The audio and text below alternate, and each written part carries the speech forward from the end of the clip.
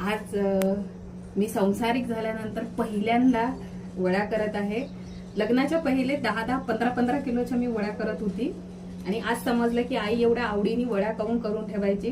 कारण तिचं असायचं तेव्हा की बहिणीला द्यायच्या आहे, भावाला द्यायच्या आहे, नंदेला द्यायच्या आहे. त्याच्यानंतर भरपूर जण होते असे लाईन मध्ये. आणि आज मी पण वड्या करत आहे आणि माझ्या डोक्यात आहे की मला पण माझ्या बहिणीला द्यायच्या आहे, बाबाला द्यायच्या आहे. लहान बहिणीला द्यायची गरज नाही आहे कारण ती इकडेच आहे त्याच्यामुळं.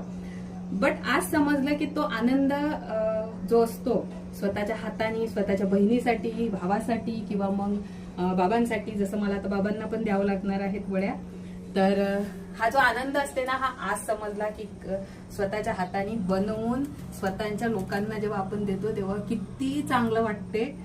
तर मस्त वाटत आहे.